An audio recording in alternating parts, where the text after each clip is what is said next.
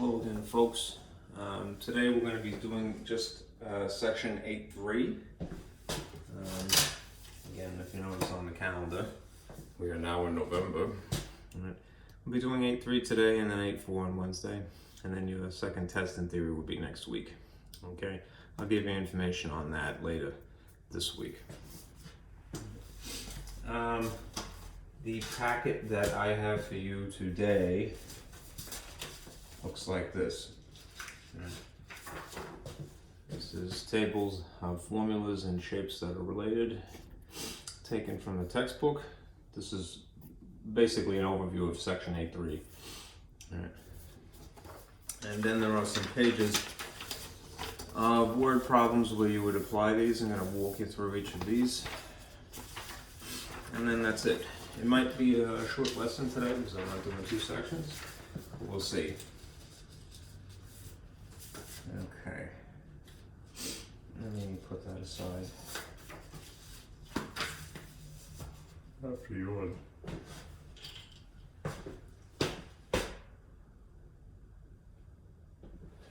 Okay. Let me just do this. As I am fond of, I like to draw sort of an overview, map, if you will, of where we are, where we're going. Okay. In terms of dimensions, which sounds like the Twilight Zone, right? I need to put the overhead light on. So, yeah, that might be a bit better. Okay. In terms of dimensions, there are, for right now, two types in general. Right? There are the three spatial dimensions, and then there's time. Right? And of the spatial dimensions, which is really what pertains to our class, what could be what is one-dimensional, what is two-dimensional, and what is three-dimensional.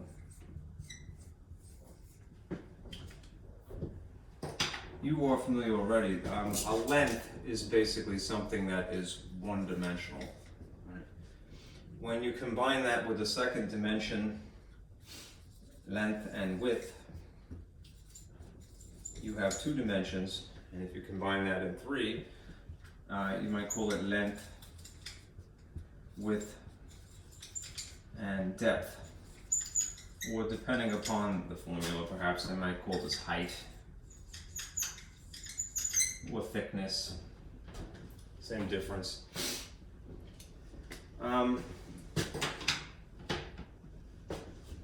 In general, when you see the shapes, especially on this sheet, right, in formulas, where you see S's, that is just referring to something that is a length as a side. Right? If they're all the same, actual measurement, there's no reason to describe them or give them two different labels. A width is a length, it's just in a different dimension, orientation. A depth or a height is just the same as the other two, it's just in a different dimension. Okay. Now, this section is about perimeters and areas, right? Area is a two-dimensional measurement. What is the area of something? And later on, when we get to section 8.4, volume will be the equivalent in three dimensions. It's a three-dimensional measurement.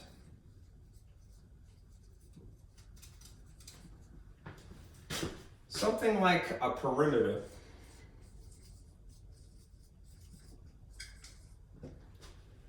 is using individual lengths or widths, each of which are one dimension by themselves, but one might classify it as a two-dimensional measurement also, just for the reason that you need to find the perimeter of a two-dimensional shape.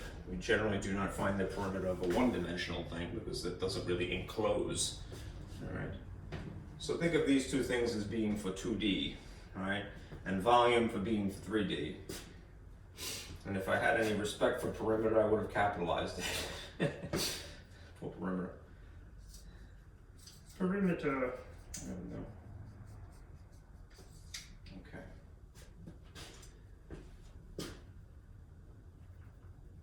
measure meter. Yeah, I invented a word. Measurement. Alright, now hopefully that's in the frame of the camera. Let's see if I pitch this a little bit. It could be a little bit better. Good. Alright. Now as for the concept of perimeter. Basically, when you think perimeter, think distance around a 2D shape. Well, in theory, the footprint of a three-dimensional shape. But it is the distance around something. Right. Whereas the area is a measure of what they call a region. I prefer surface measurement. If you had to distinguish one from the other, here's perhaps the best way to think about it. When you think perimeter, think outside. You're measuring things from the outside, around the outside. If you had a shape, the distance around something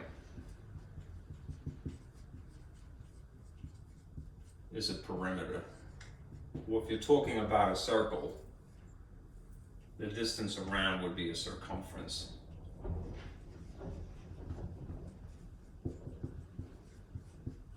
Circumference is the perimeter of a circle, if you will.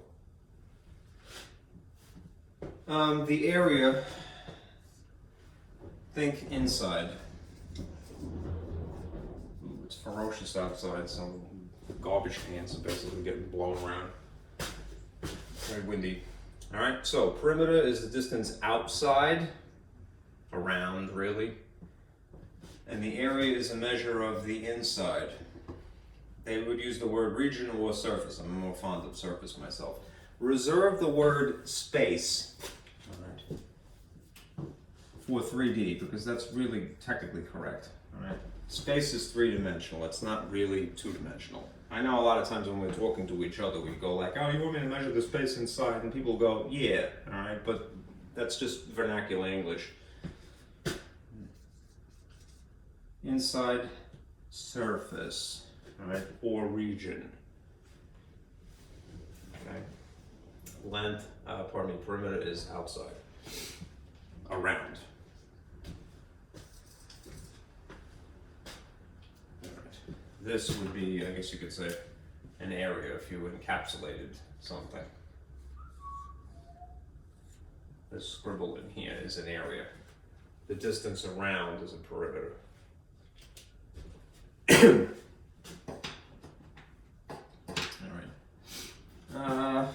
Let me get rid of this. Blue, you're gonna be trouble today, huh? Yep.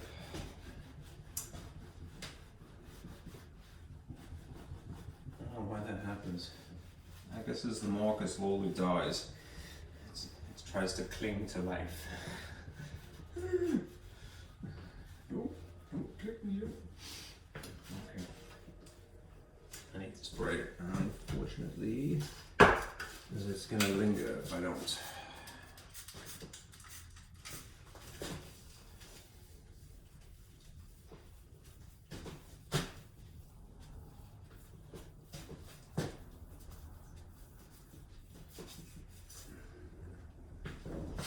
I should probably do is clean my eraser again. And I can't do that right now, it's just going to be problematic. Oh, let me add one thing here. It's a shame to have erased all of that for nothing, but let's see. Perimeter, area, and eventually we get to volume.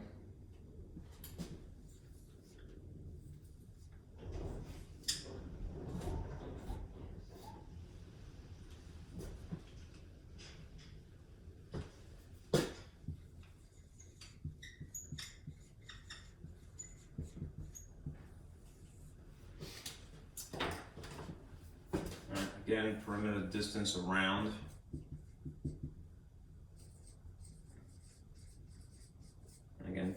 outside. Area is inside region with surface.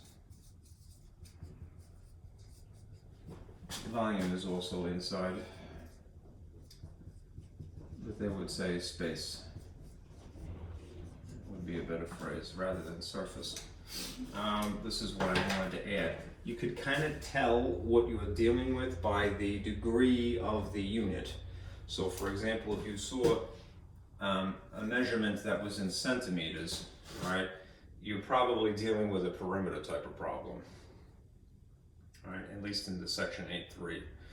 If you're dealing with centimeters squared, notice the 2 here, you are dealing with an area, right? And later on when you get to volume, which is not today, but section 8.4, when you see centimeters cubed, you're dealing with a volume, okay? You can get away with not even reading the instructions sometimes, not that I want to encourage bad behavior, but that's a cue, all right, that you're dealing with this, this, or this, all right? These things are 8.3, this is section 8.4. And circumference is the same thing, right? Use that word for circles.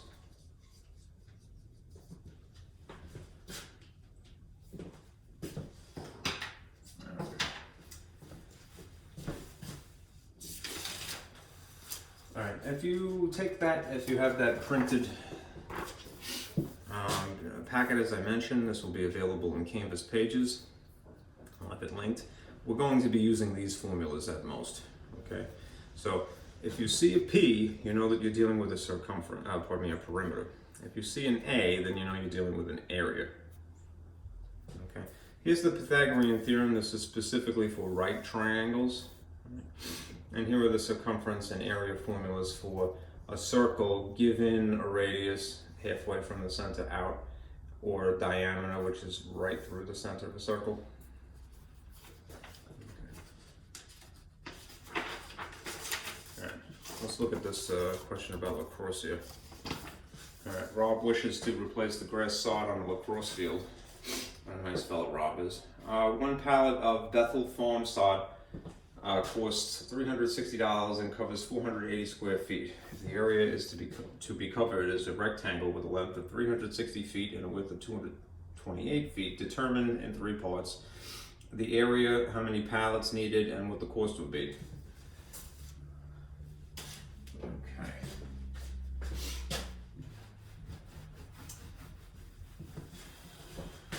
This is going to be a nuisance today, I can tell already. Maybe I should spray alcohol on this. No, that's making it worse. Although it buffs easier, I must say.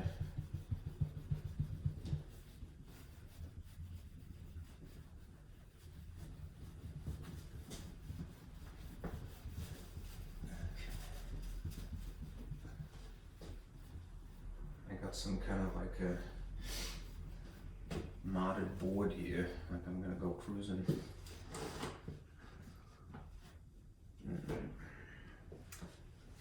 That's gross, but functional. Alright, maybe I should avoid using blue. I hate to say that, but I'm gonna have to. Alright, for this example, example 1, get it together, man. Our question is about a field, right? And this would be appropriate in green, wouldn't it?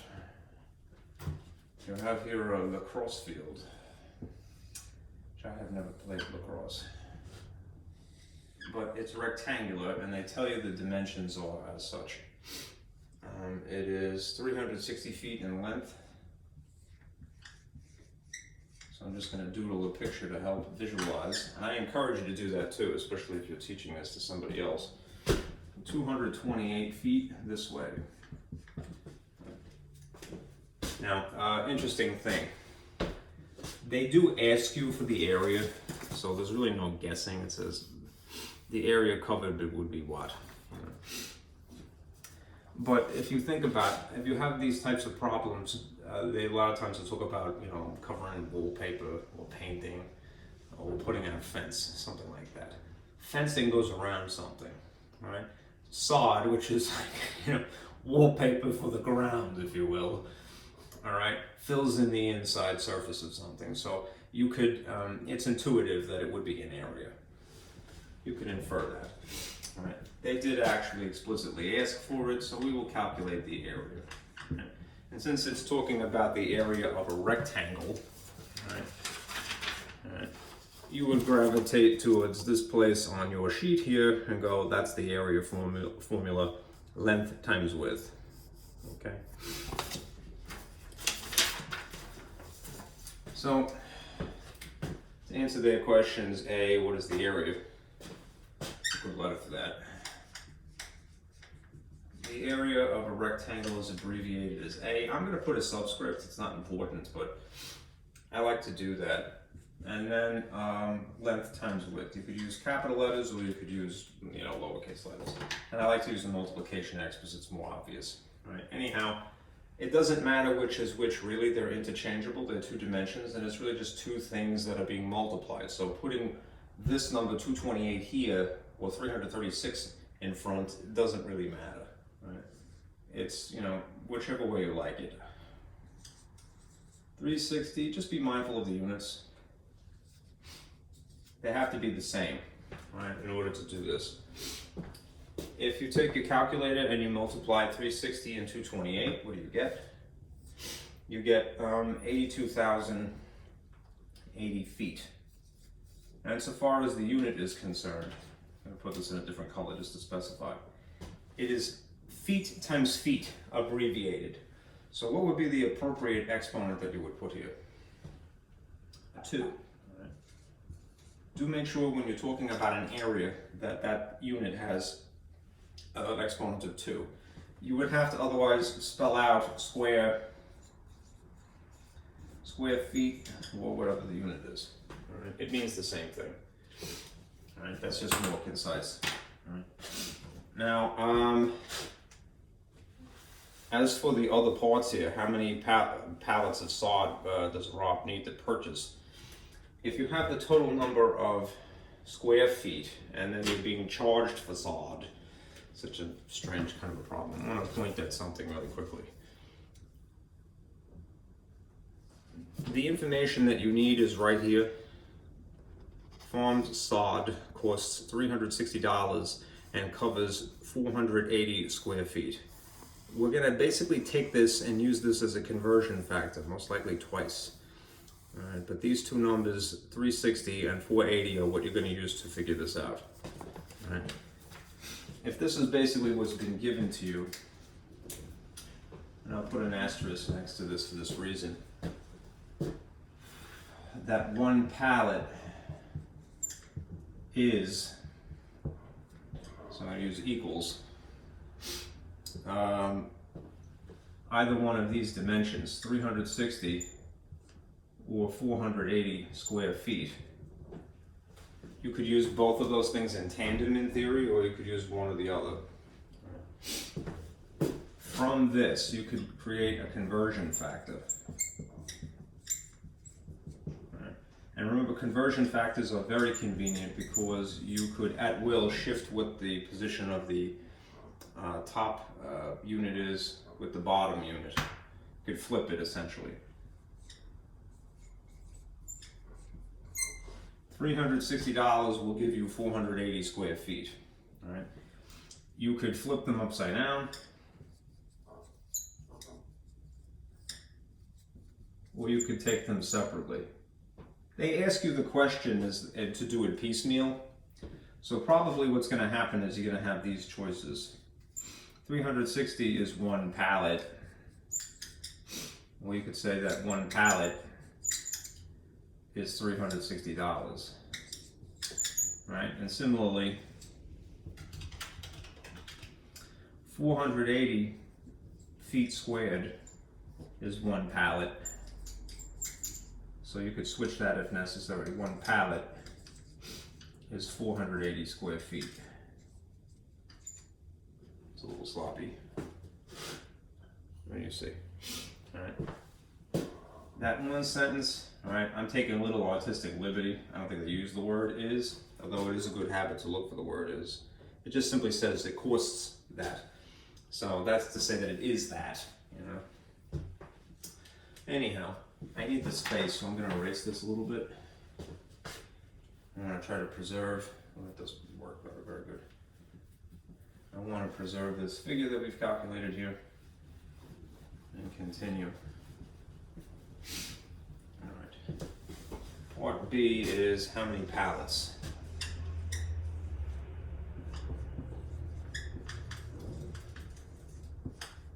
Essentially. All right. Remember that model that I have established? Whatever you are given,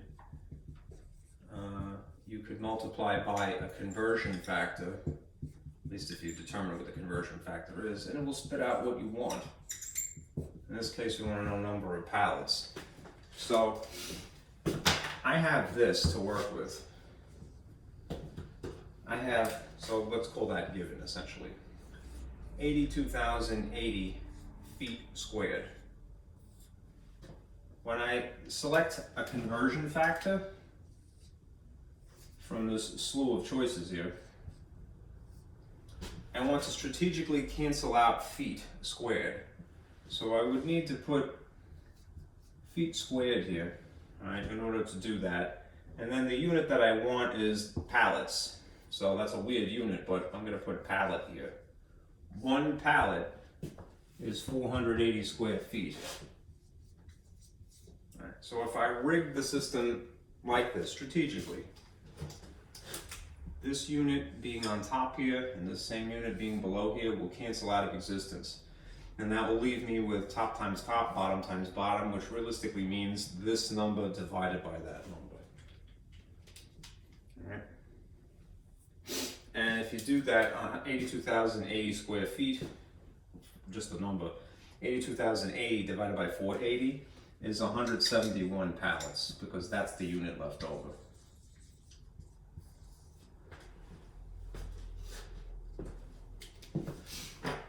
I may have to dig up my new markers. It could be because it's cold in here. They're not functioning.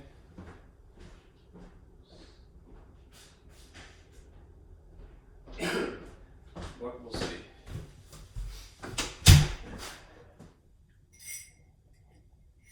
I always come prepared. At least I try. And I thought it was a bit premature to tear those out, but hey, I may have to. Okay. Moving on. Part C is what the cost would be.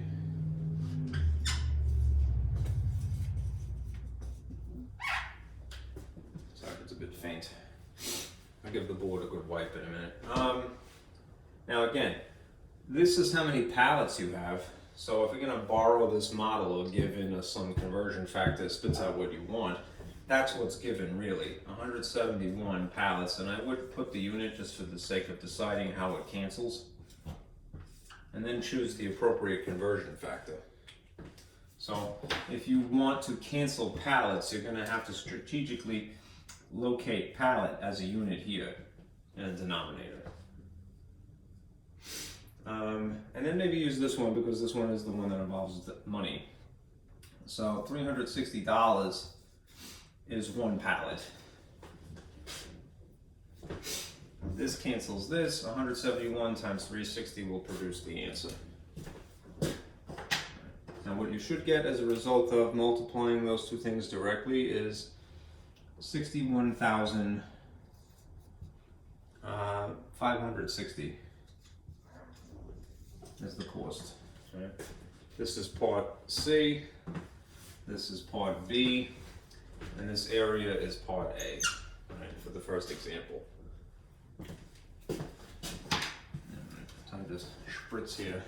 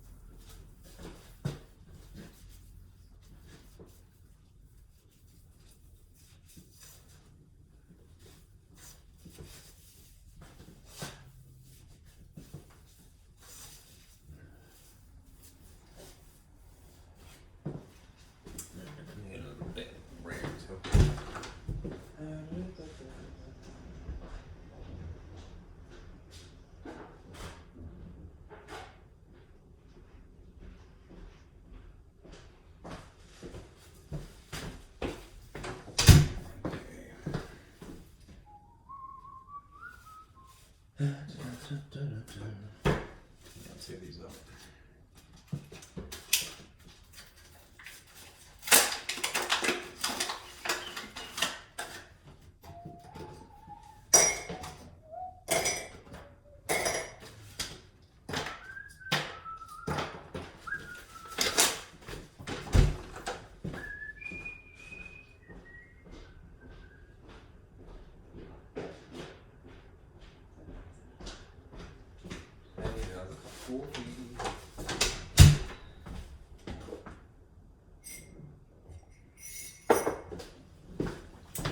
Sorry for the delay. Okay, if you look at example 2 here, there's a diagram, right, of some medieval looking castle here, or fortress, and then somebody's storming the castle. How convenient, right? There's a moat. It's very cartoonish. The moat surrounding a castle is 18 feet wide, right? And the wall by the moat of the castle is 24 feet high. Right, see the figure. That's the drawing. If an invading army wishes to use a ladder to cross the moat and reach the top of the wall, how long must the ladder be? In this case, they're not really explicitly telling you that you have to use one formula or another, but humor me while I illustrate. Here's the ground. Right? Oh, wow, that's incredible.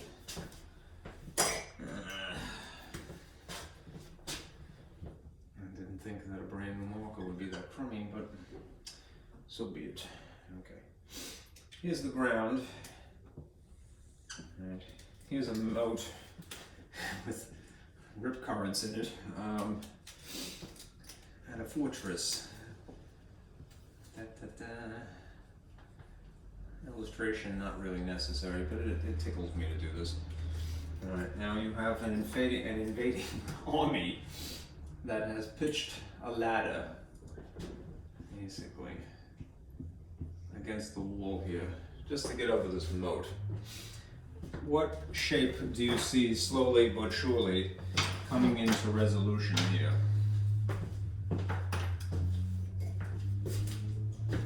If you can imagine,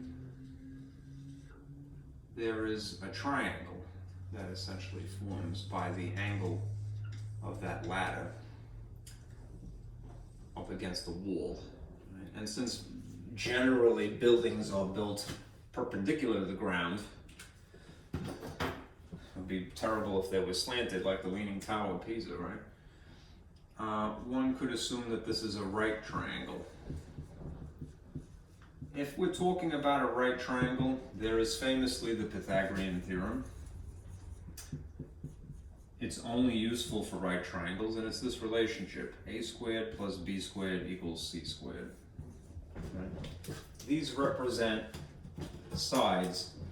A is a side of the triangle, B is a different side, and C is a third side. Right? But they use these labels A and B and C, right, to distinguish them. Right? Otherwise it would be SS and S, and it would be a little bit difficult. In general, if you have a right triangle, and I drew one this way, the artist should really put this box in the corner to indicate that there's a 90-degree angle here. Otherwise, it wouldn't be right per se. All right. Let's see if this is pitched just right. Okay. Now, instead of calling this a side,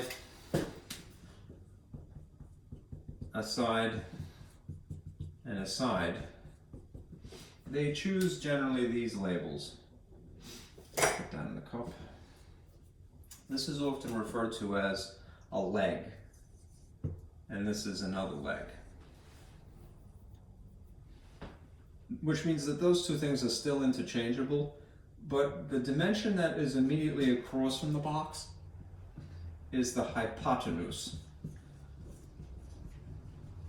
And hypotenuse is a Greek word for the longest of the three sides. That's the one thing that's non-negotiable, right? You can't interchange a hypotenuse with a leg. The legs are interchangeable, but not with the hypotenuse. So usually what that means is that this is given the letter C, right? And these two things are really A or B. My logic is this: if this is the bottom, call that B. Right? And if this is sort of a height, let's call that A as in altitude. Okay? Without all the mess, you might look at it like this: A, B, C. Okay.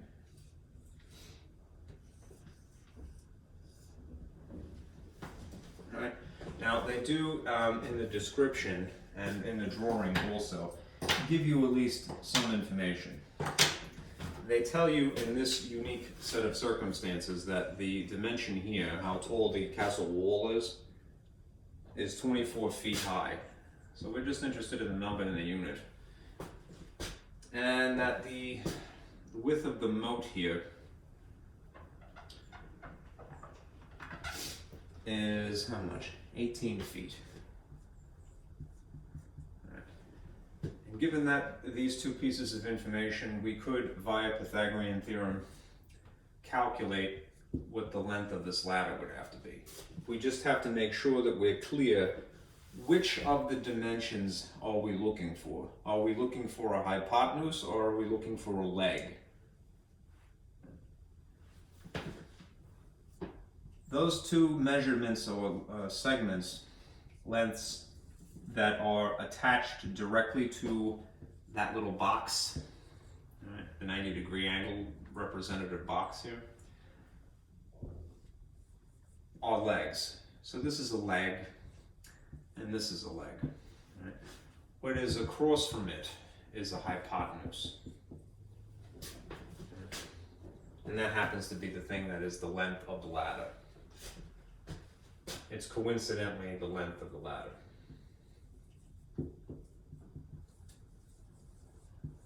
All right. So if you wanted to swap these for B, A, and C, then you could stick these measurements immediately into the formula. You may have to rearrange a little bit, but it's not going to be too complicated. In fact, you could rig it first. If you realize that you have this A and you have this B, and C is the thing that is in question, all right? The only bit of algebra that in theory you would have to perform is to get this from being C squared into just C to the first. All right. It might be a little bit more obvious if I wrote it this way, since it's already solved for C of some type, C squared. Then I'm going to put it on the left. It doesn't have to be written that way. That's just me being anal retentive. Right. Ordinarily, when you solve things algebraically, right, that is when you pull something from one side of equals to the other, that process, you must perform opposite operations. So if you wanted to, say, hypothetically, move a term that is being added on one side, you would subtract naturally on the opposite side. What is the opposite of squaring something? It would be a square root. And if you square root here for the sake of canceling out that degree, that exponent, you're obligated, you must do it to the entire other side. So this would be encapsulating the entire other side, which means C, which is coincidentally the length of the ladder, otherwise known as a hypotenuse, would be the square root of these two dimensions. So you would put, in theory, 24 in place of A and 18 feet in place of B. You must follow the order of operations.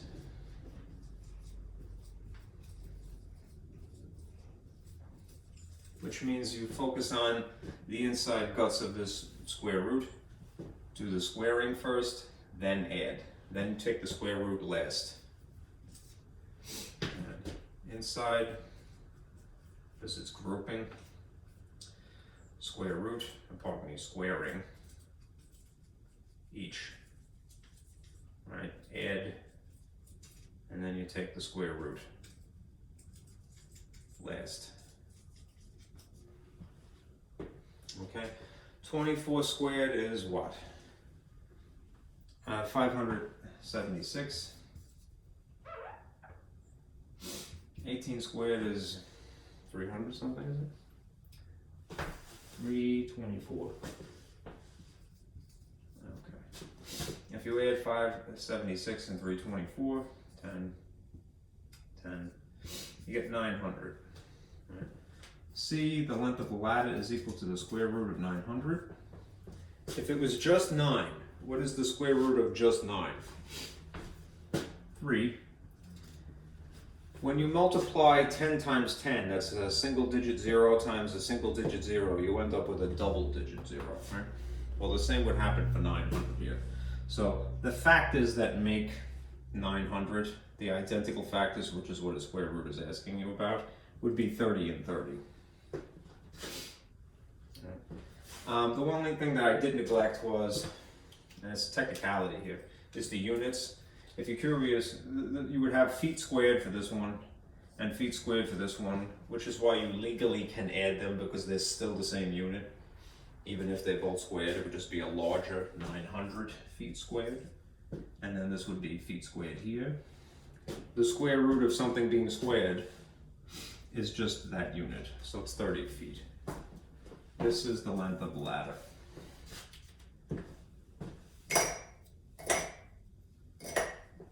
Okay. My hallway is getting very cold. Let me see if I can erase this. Not very well. Okay. Let me see what I can get away with.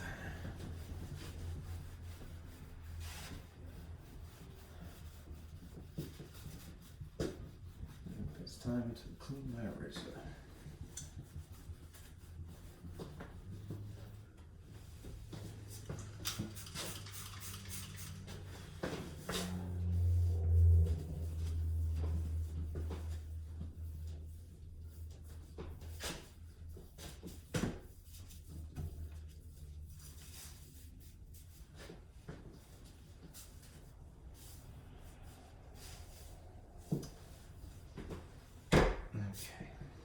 If you look at problem 3, this one here, this is comparing pizzas. Victoria wishes to order a large cheese pizza. She can choose among 3 types, Antonio's, Steve's, or Dorsey's. And then they describe the types of pizzas. So this is dry sufficiently.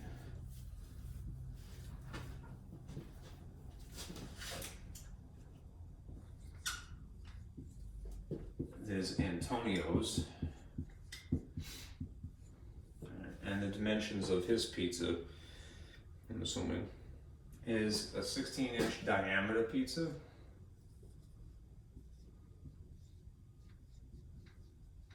which implies that that measurement goes across the center.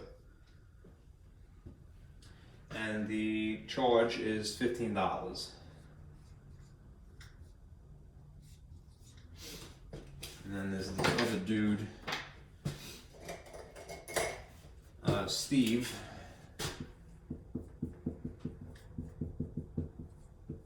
And he's also selling a pizza, which is not the color that it ought to be, I hope. That is 14 inches in diameter.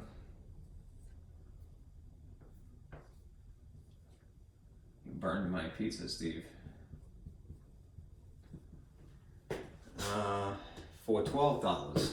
So it came as a discount because he ruined it. Way to go, Steve. And then there's this third option, Dorsey's. And Dorsey's did not make a circular pizza. These are what you would call what? Neapolitan?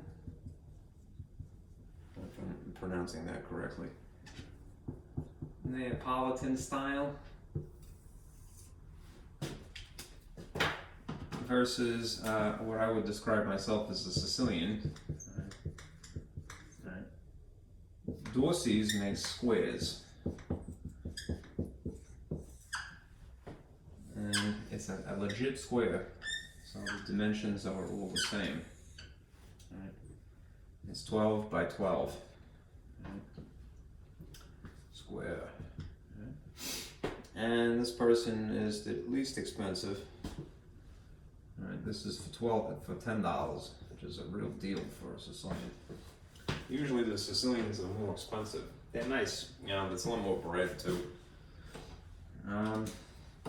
Anyhow, I like pizza in general, but the trick to this question, and I should probably finish reading it, is that if they're all the same thickness, to get the most for her money, which pizza parlor should Victoria order from? Right? This bottom here. In other words, what is the best deal here? Based upon square inches, it would be implied, and the cost.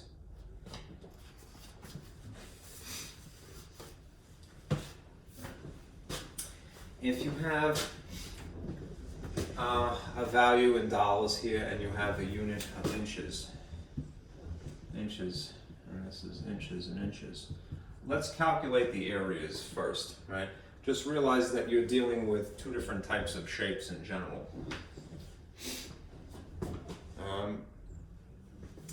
These are supposed to be circles ideally, right? So again, if you have your table, you would go to the bottom of this where you see that you have a choice between area or circumference. Right? We're talking about area in this case, for the sake of comparison. So it's pi times the radius squared. You can modify this if you are given a diameter instead of a radius, but we're looking at this A formula here. So the area here is pi times the diameter cut in half squared, and then the same thing here, pi times the diameter in half squared. Must divide first, then square, then multiply by pi. And if you have a scientific calculator, use the button that is the pi button. It will give you greater precision. Now, if it's 16 inches for the diameter here, half of that would be 8 naturally, right? So this is really 8 squared, which means that this is really 64 pi. What a coincidence, right? This is a pizza. Right? 14. If that's the way across, then the whole way across, then half of that would be a radius, and that would be 7, right? So 7 squared would be 49. This is 49 pi. Right. Let us get the approximate area for each of these, and realize that it does have to be an approximate because pi is irrational. So assuming you have a calculator like this, let's see if that's actually on. There you go. I have a pi button. I'll use that. It would probably be more practical to just simply use 3.14, but precision is always nice. You could use the pi button or you could use 3.14. So if it's 64 times 3.14, just for the sake of simplicity, 200, reflection here, 200.96. This is 200.96 inches is the unit squared. It has to be squared because we're talking about an area. Okay. This pizza being a smaller diameter, you could expect is going to be a smaller number here. So if it's 49 times 3.14, then it's this, 153.86 inches squared. And this one is really easy because the area formula for a square is, instead of calling it length times width, there's no reason to give it distinct labels. You could instead go with the specific square area formula, which is side squared. And then you would just have that number 12 squared, which is really just 144.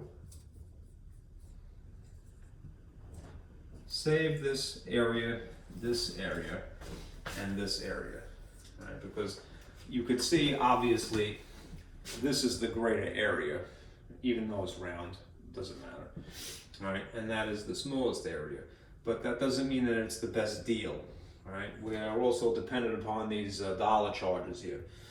So what we're going to do is convert these to, I mean, if I need the space, I'm going to erase this, unit cost, which is a rate where the dollar value is specifically on top.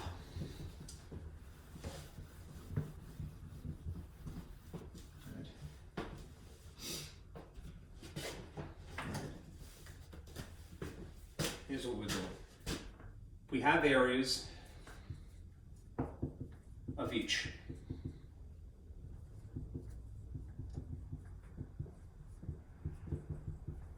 Pizza.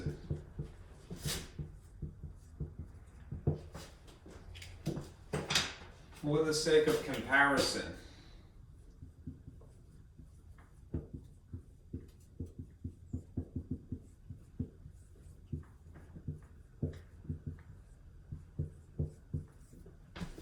in other words, which is a better deal?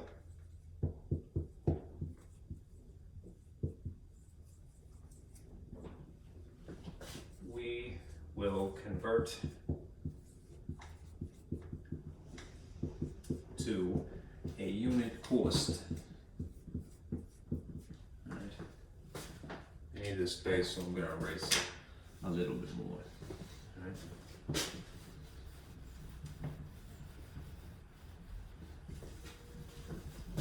I've never seen it erase like this.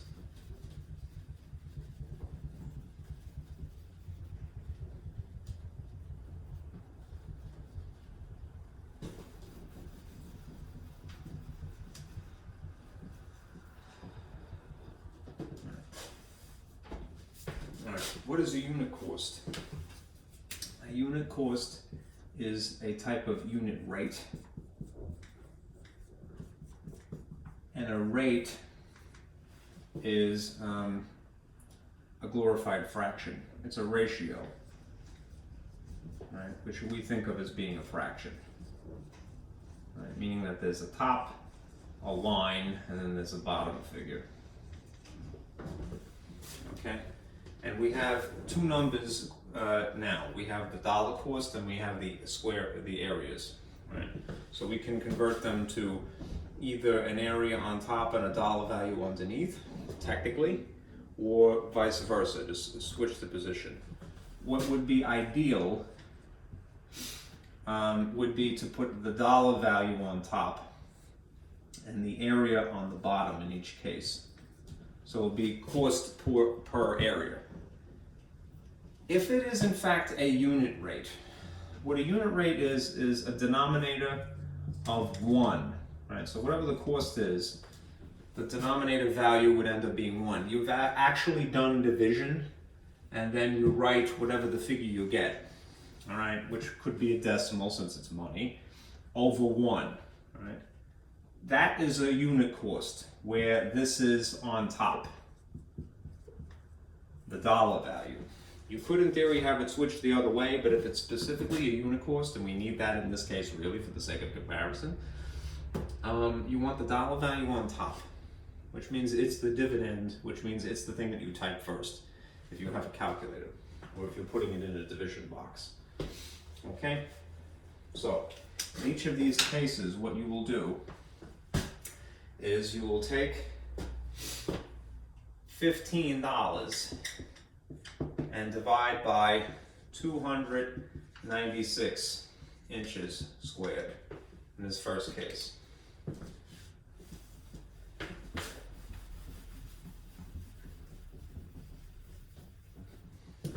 And then the next one, $12. And you're going to divide by 153.86 inches squared. And then the last one, $10 divided by 144 inches squared. Okay, so let me just make sure that this is a little bit darker, a bit more obvious.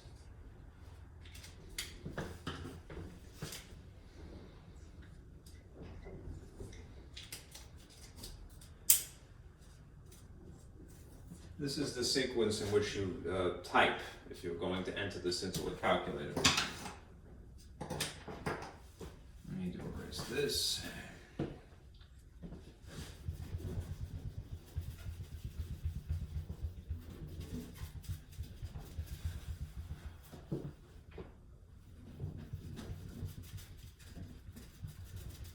And then you'll have the unit. Doing this division means that you would really have this situation. 15 would be in the box, you know. 12 would be in the box. 10.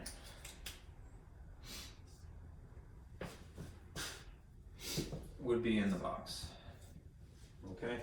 Because these things, there's no commutative property of division, so the order in which you write things definitely matters. Since we want the money value in our unit rate, unit cost, to be on top, this would have to be the thing that is entered first. Okay? And it would be equated like that.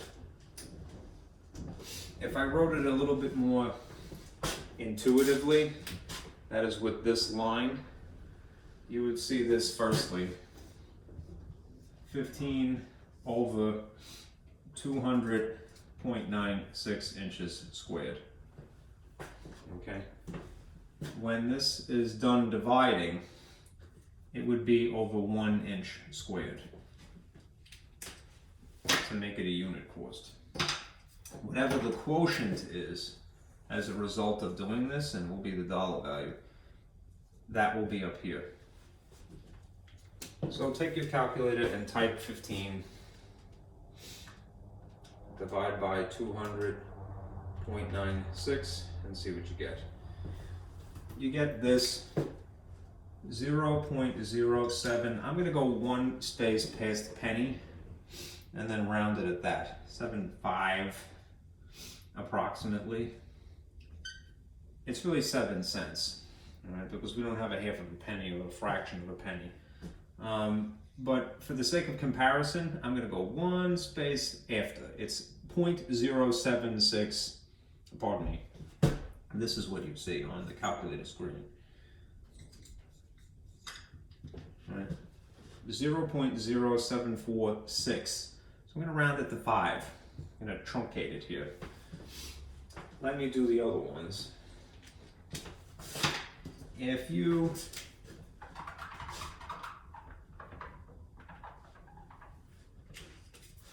calculate what is in bread here,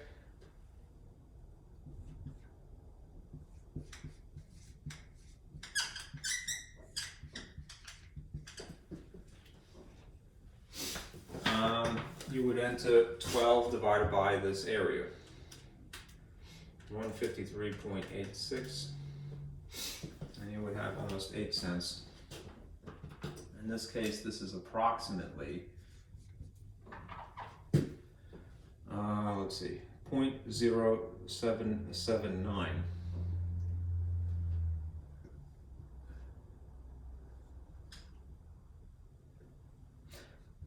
I'm going to round it to there. 0.078 over 1 inch squared. So you have this already to compare this to, these two things. And you do it one more time. And you enter 10 divided by 144. And you get this.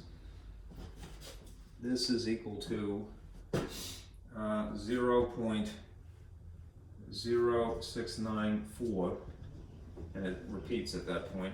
And again, I might round it to here. This is about a little less than 7 cents per inch.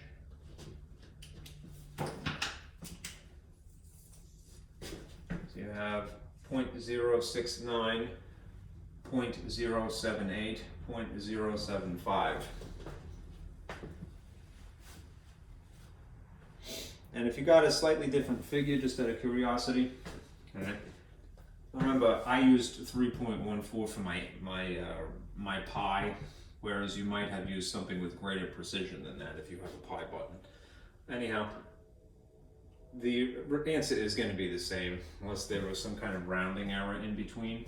If we want the best deal, right, that is the lowest cost for the most amount of pizza, and pizza is in square inches in this case, it is now a fair comparison because we have these unit costs. It's over 1 inch squared, it's over 1 inch squared, it's over 1 inch squared, which means it's per square inch, right? Not a random number. There is some continuity here. There's some consistency, so it's a fair comparison. This is the cheapest pizza, right? It isn't the most pizza, right? Because the area was 144 square inches. This is the most pizza, 200.96 square inches of pizza. Different shape, granted, but it's still more pizza. But you're paying more, and in theory, you're getting ripped off. This is Dorsey's is the best deal. Why? Because it is the lowest unit cost. You're getting a better rate. It's such a minute amount, really. That's practically 7 cents. This is a little bit more than 7 cents. So you would choose either one of these, but this is technically the best. Okay. Let me get a little sip of coffee as it's getting cold.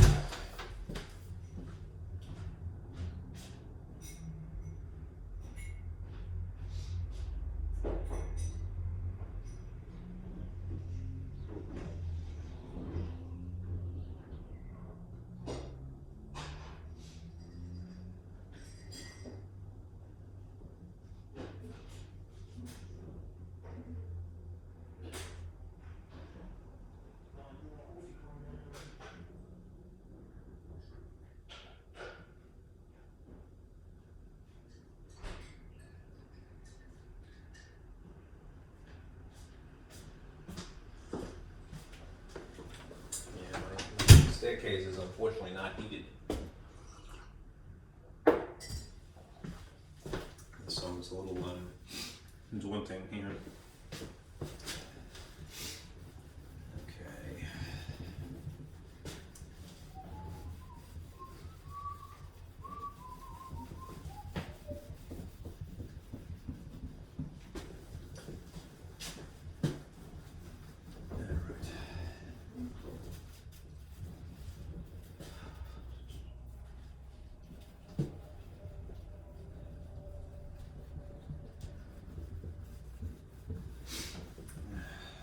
As good as it's gonna get. Okay.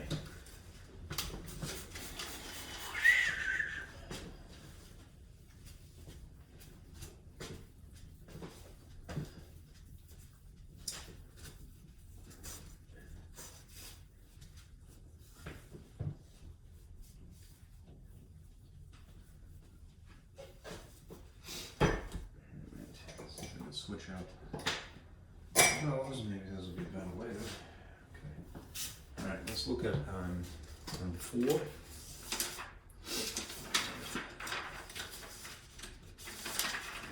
There's a page in between because I realized that it needed a diagram. That is for problem 5. But here is problem 4.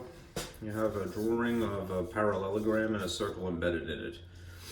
Okay. So in this case, it says, determine the shaded area. Use the pi key of your calculator and round your answer to the nearest hundredth. If this is what you have,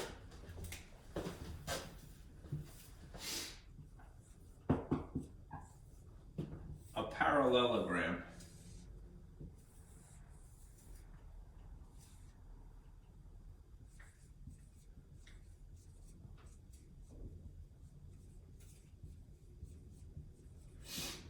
which you would recognize as being something like a rectangle, but it's cropped one way.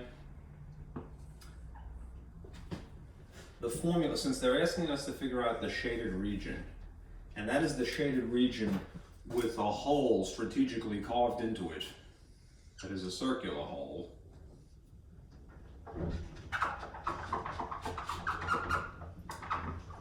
This is technically what we're looking for, what I'm just outlining in black here.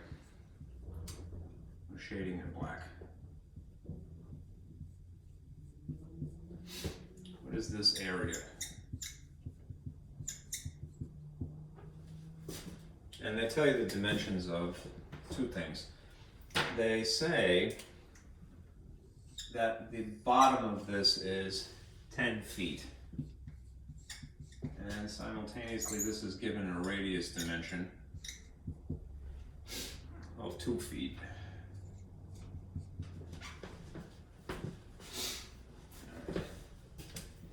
If there's a missing region, you could make a grand sort of equation to begin with. If there's a hole,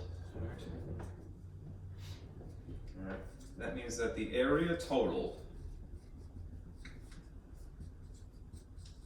would be equal to one area minus another area. If there's a hole or something missing.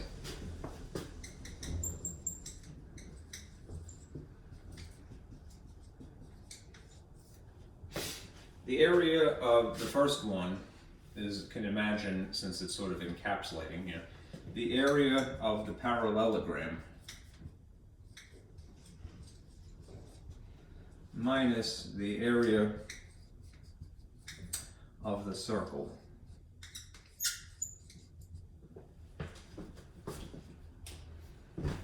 Okay. So we would need to look for the formulas of the area of a parallelogram and the area of a circle. Again, if I refer back to this page, this is a parallelogram. All right, there are usually two dimensions. If we're just considering area, it's the height dimension on the inside and the base dimension, that's the B on the bottom here. We have one of them explicitly stated. No, not really too explicitly, but that would be the base, right? The height dimension, we have to infer from other information. Anyhow, this is the formula. The area would be equal to the base times the height. Whereas the formula for area of a circle would be pi times the radius squared.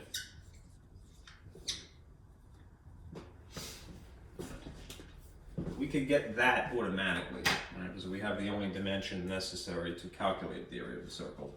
You would just put a 2 here, right? Make sure the units match. They're not really trying to trick you, but there are some textbooks that are like that. But they'll give you one in inches and the other one in feet, just to see if you're paying attention. Anyhow, it's 2 feet. And the base here is 10. The height, if we can envision this sort of rotated, remember a radius would be consistently the distance from the center out to the edge all the way around the circle. So even if you read it this way, from here to here would still be 2. And from here to here would be still 2. What is the total then? From one edge all the way across. I mean, you don't need the picture really to figure this out, because if you know that you have a radius, that 2 radii would be 1 diameter. Just so happens that the height is the diameter in this case. So the bottom line is that you're going to use the number 4 instead of the number 2. Okay. So you could pretty much type this in your calculator as using a lot of parentheses to make sure that the order of operations is correct.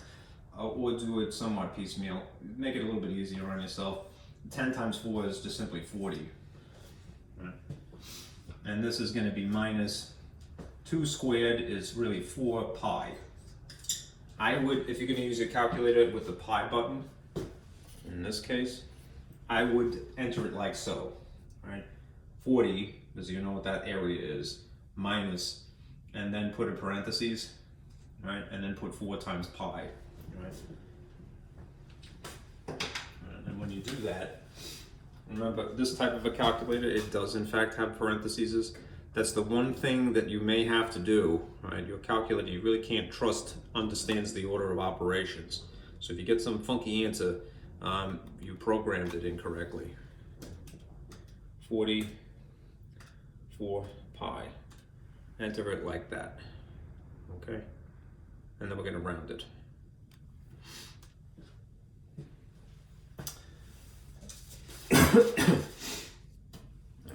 So what you see, they want us to round it to what? 100ths place? I believe it was 100th place. Yeah, nearest 100th. Right. This is what you get. The total area is 27.433, whatever it is. The 100th place is where this 3 is sitting.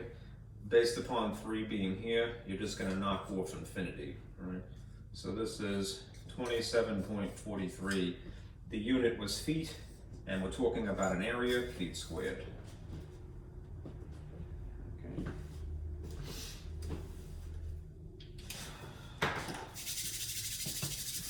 Okay. The problem number 5, as I mentioned, there is a diagram that you would need in order to answer this question. Is the same idea. There's going to be a total area, but there's going to be technically a chunk missing. Right? It's multi-step problem 5. All right. Let me draw the picture because it would be easier to talk about it that way. So I have to erase this.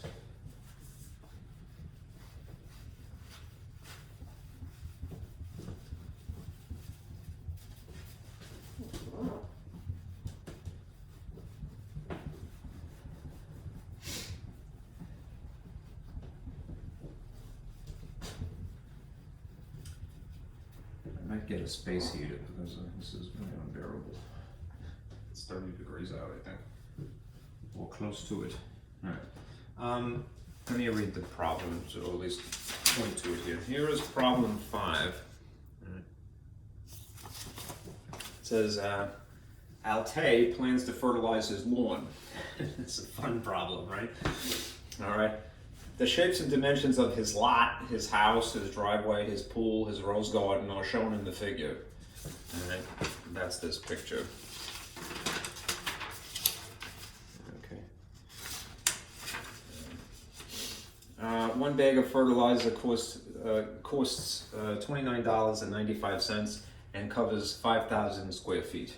So $29.95 is the cost. All right, determine how many bags of fertilizer Altay needs and the total cost of the fertilizer. Assume all full bags may be purchased. You can't buy half a bag of fertilizer. Who wouldn't want to anyway, right? All right. So here's the schematic, basically, for reference. This person has a nice property. It looks like this. All right, and a rectangular sort of driveway here, and his actual house,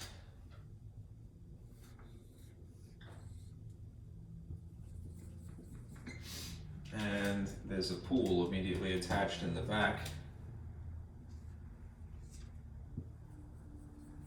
and then there is a gazebo of some sort, a rose garden. It's described as being off to one side. All right. They tell you the dimensions of the lot are these. 150, and this is feet, and this is 180. I put it over here in the schematic. 180 feet. Right. Then there's individual dimensions here. This is a 20 by 20 pool. This is a 40 by 60 house. And this is a 40 by 16 driveway. And then this rose garden is 24 across. Okay. All right. So a couple of things. This person wants to put out fertilizer. How cover the entire yard. Okay, that's a lot of fertilizer. My lord, okay. If you can imagine that is fertilizer being spread around. Let's just say it's seed. Alright. It's Miracle Grow, whatever they make now. Okay. They did quote a unit cost in here, so I feel compelled to sort of write that here. Give it me. Alright. They didn't say unit cost per se, but they tell you that one bag of fertilizer is, so I'm going to say equals. It costs $29.95, right? Or you could say that it covers 5,000 square feet. Okay. This is another situation where, if it is necessary, you could write it as a rate as such, a conversion factor, either oriented like this or oriented upside down. Or you could have it, incorporating the word bag somehow. So say one bag is $29. It costs $29.95, right? Like that. Or it's $29.95 for one bag. And we could say that one bag is 5,000 square feet. Or that 5,000 square feet is one bag.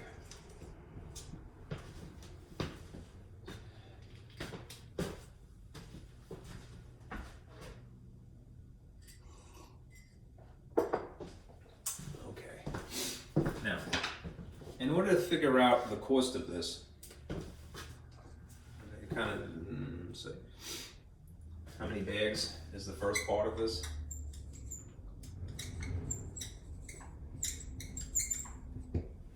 We would, without them specifying, really need to calculate the area, because that is an area.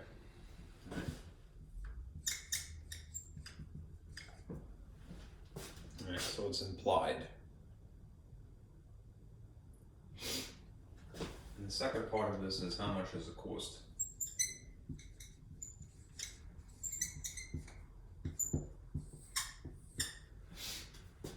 So let's calculate the area first. It is similar, as I said, to the last problem. So the area total is going to be equal to the largest area with sort of a hole here, square hole, a hole here, and then a literal hole here. So the area of a rectangle, judging by the shape of this lot, minus a sum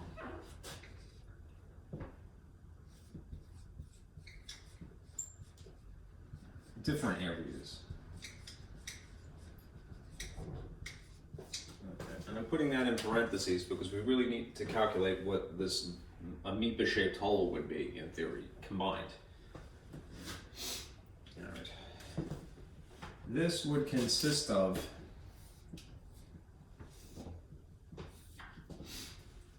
the area of a rectangle, the pool, plus the area of the house, plus the area of a driveway, and the area of a rose garden.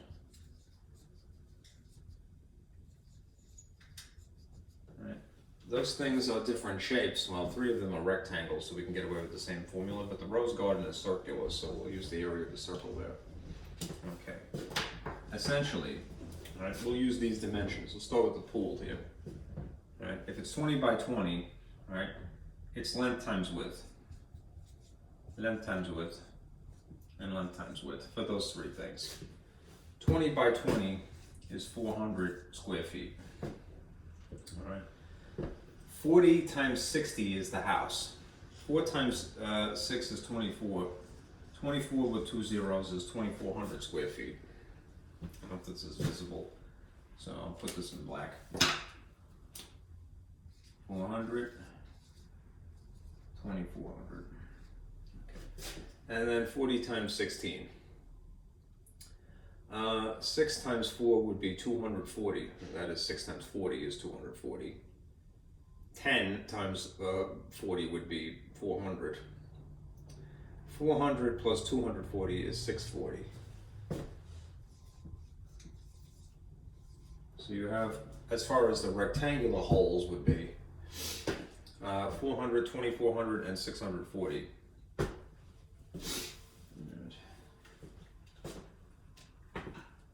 Clear. House is running because it's cold. Okay. As for the circular rose garden here, this is going to have to incorporate pi. They didn't specify that you had to use the pi button. They didn't want to give it away. So I'm going to take advantage of the situation. I'll just use 3.14. All right. This area being a circle would be pi times the diameter cut in half to account for radius squared. Right. If it's 24, what's half of 24 really? It's really 12. Which means that this is 144, because it's squared, pi. Let's just say that we did 144 times 3.14.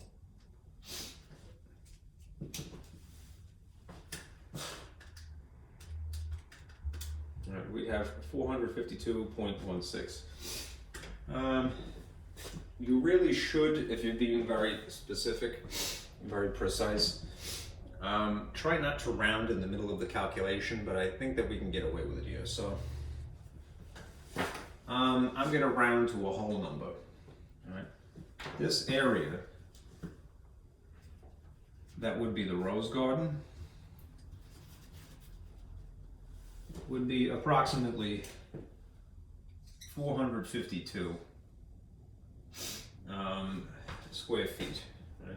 So we're going to add 400, 2400, 640, and 452.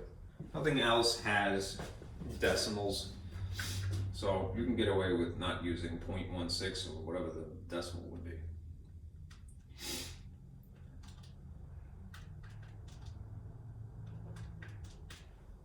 Okay, so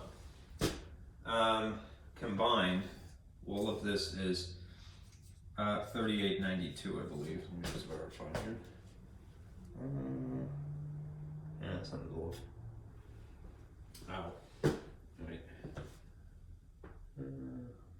Shoot. I fudged one number probably. Yes, I did. Oh, in the drawing, this is 30, sorry.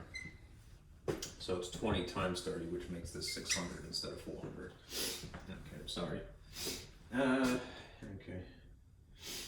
600 then, plus 2400, plus 640, plus 452 and change is this, 4092, sorry. Off by 200. Okay. As for the property itself, it's 150 times 180, which is 27,000 square feet. If you subtract these two, 27,000 minus 4,092, you get, this is a total area, 22,908 feet square. Save that. Okay. Now I need to erase because I need the space.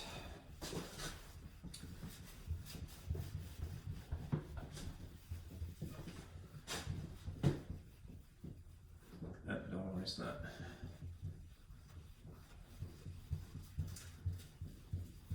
Okay. Now we're going to incorporate a conversion factor. I did sort of miff this a little bit. Bag is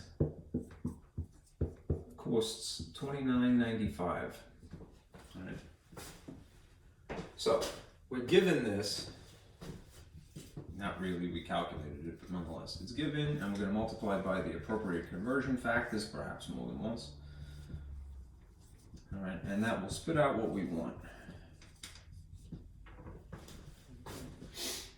So, 22,908 feet squared. And make it look like a fraction, right? If I want to cancel out feet squared to figure out how many bags, right, I'm going to need to choose an appropriate conversion factor in which there's a cancellation effect, incorporating feet squared unit, right, which in this case would be some derivative of this, right? One bag is 5,000 feet squared. So I'm going to write like so. One bag is 5,000 square feet. That's the appropriate conversion factor insofar as how many bags it is. This would cancel this unit. It would be 1 times 22,908 and 1 times 5,000. Realistically, it's going to be 22,908 divided by 5,000, which means you would get what? Well, if you take the 22,908 and divide by 5,000, you would get a decimal naturally. 4.5816 bags. But here's the thing, right? Have you ever gone to Home Depot and said, you know what, I want a half a bag of soil? You know, they would kick you out, you know, so you have to round, right? So, and you have to round up to a whole number.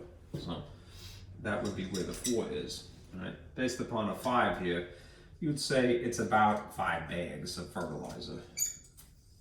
All right? And that will up the cost a bit, unfortunately, but it's 5 bags. Right? Now we're going to use another conversion factor. 5 bags times something that cancels out and leaves you with money. 1 bag is 29.95, so this cancels this unit, even if it's not pluralized. 5 times 29.95 is this, $149.75.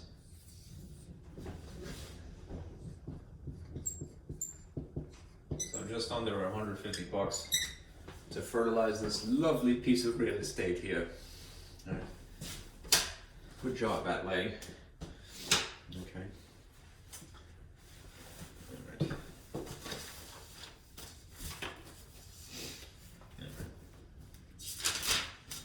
All right. Let's see, where are we on time?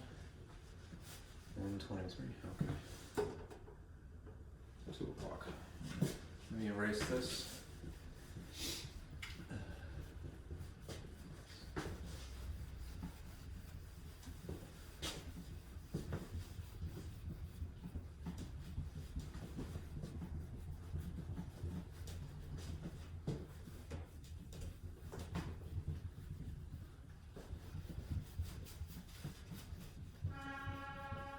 Same to you.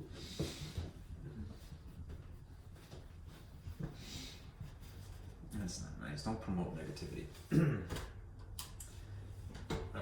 All right. Question 6 is, well, it's 3 parts, right? It's converting from square unit of one type to a square unit of a smaller type, or perhaps a larger type.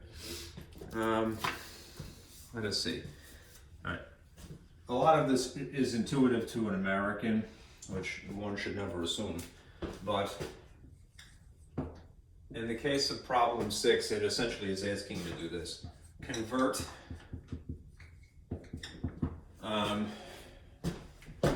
1 square foot, I'm going to use a lot of abbreviations for this, to so many square inches.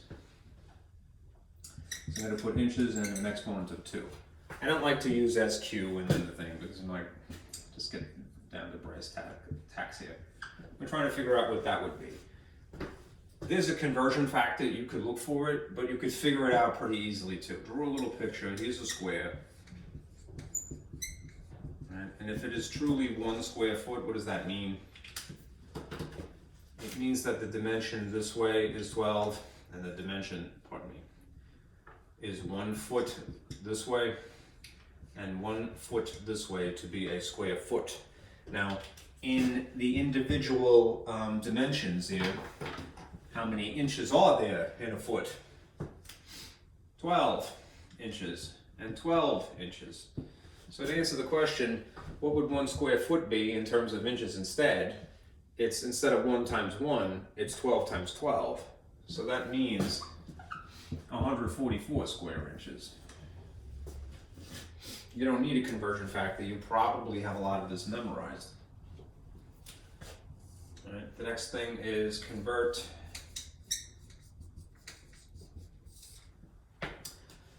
37 square feet to square inches. I'm gonna really just abbreviate a lot. 37 square feet to so many square inches. Okay. Again, now you could use a conversion factor, you know. This is itself a conversion factor.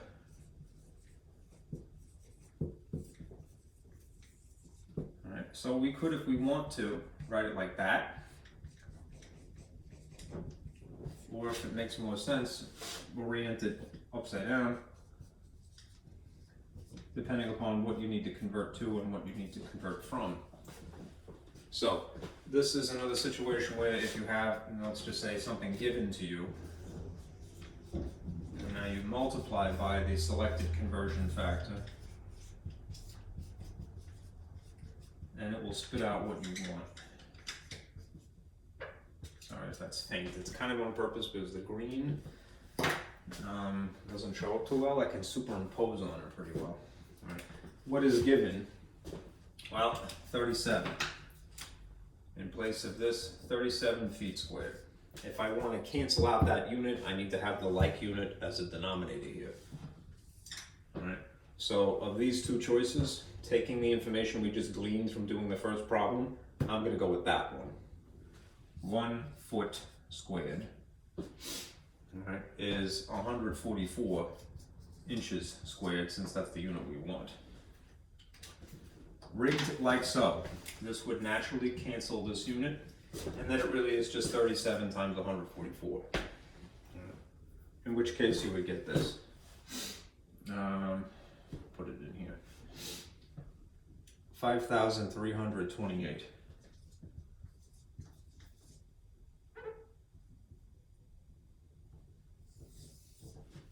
Okay. One more of these.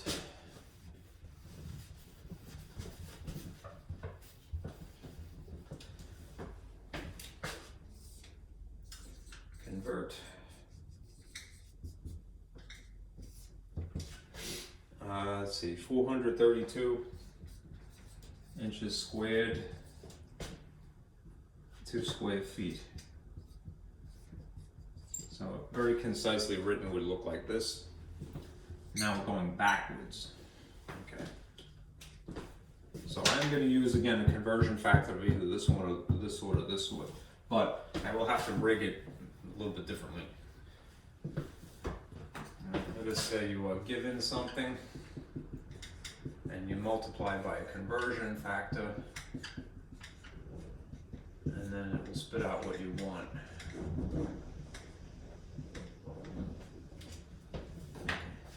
Close the window. Okay, that'll be a little bit better. In this case, we're given 432, and it's inches squared. I want to choose a conversion factor that cancels, so the one that has inches on the bottom is this one. 144 inches squared is 1 foot squared. In this case, the unit will cancel here and here, and you're realistically going to have to divide 432 by 144 because of their orientation. This is above the line, this is below the line. In this instance, what would you get? If you divide 432 by 144,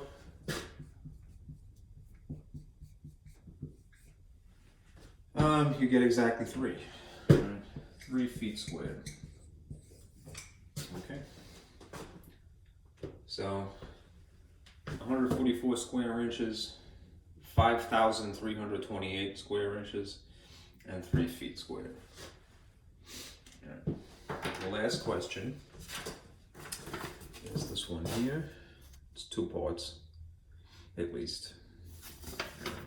Rebecca wishes to purchase marble flooring for her rectangular office floor, which measures 27 feet by 23 feet. The cost of flooring, including installation, is $114 per square yard.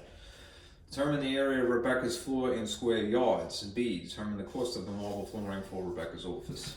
Okay.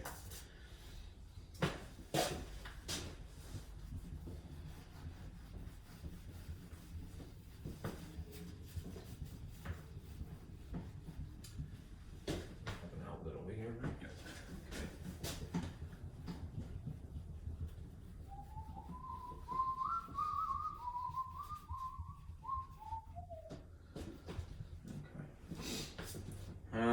Let's see.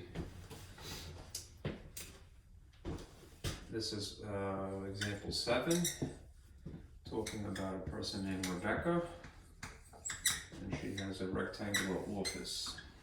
Right, so I'll just start with a picture.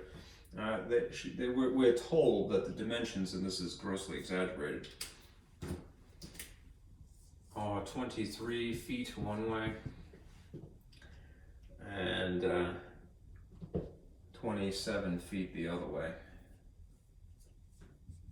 So if we're looking to tile something and she wants to use marble, then we are talking about an area. Okay. It's funny, none of these examples really discussed perimeters, which is just adding. So be it. I took them all from the textbook. That's very odd. Okay. If you figure out the area given feet and feet, then you could do it automatically. All right. You know that the area formula of a rectangle is length times width. So it's really just 23 times 27, and then it will be feet squared.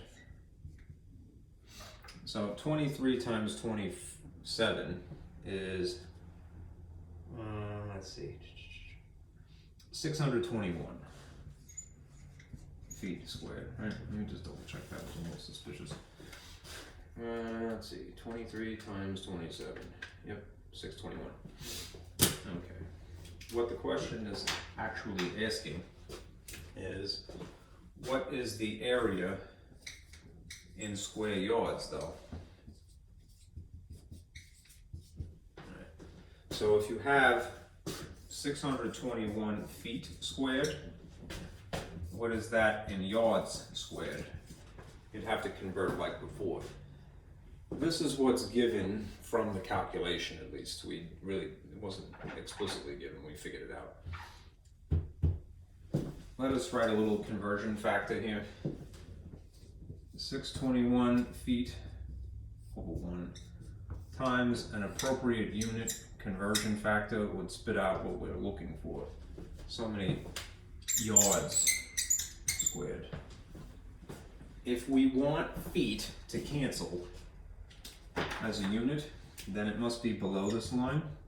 And if yards is what we want, then we would have to have it above the line. It's the numbers involved that we would have to figure out. Okay. And in that event, let's derive a conversion factor. Right? Now, it won't be too complicated. Draw a square to visualize.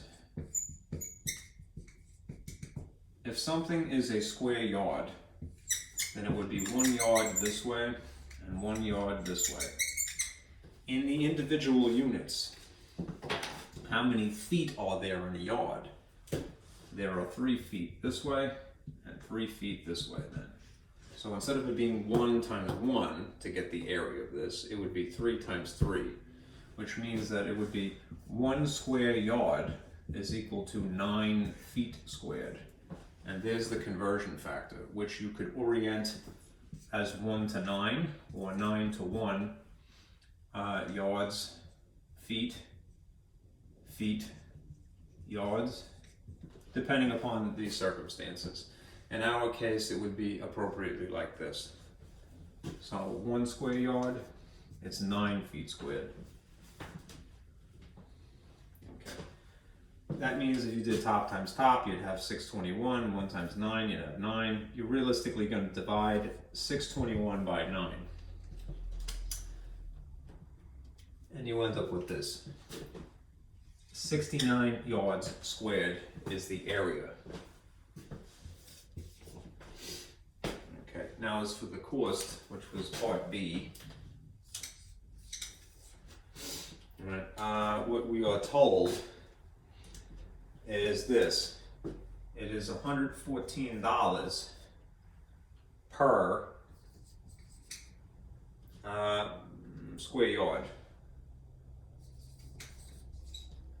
This in itself is a conversion factor. So if we want to figure out total cost, we would have to incorporate that. I need the space, so I'm going to erase this.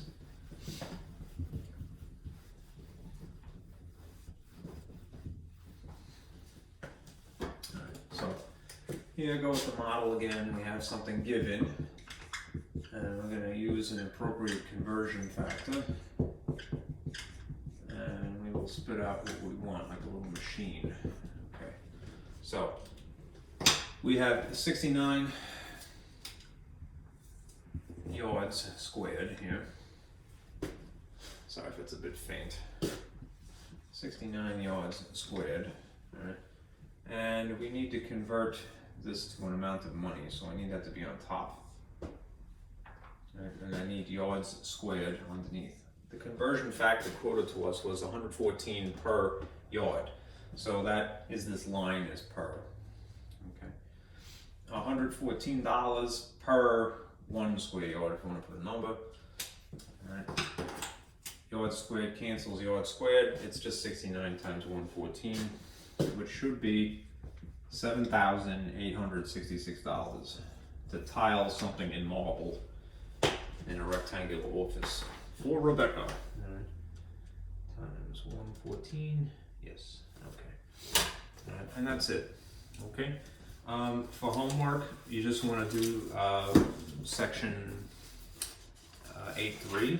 And again, it probably would be handy to have at least this piece of paper because all the formulas are written on it.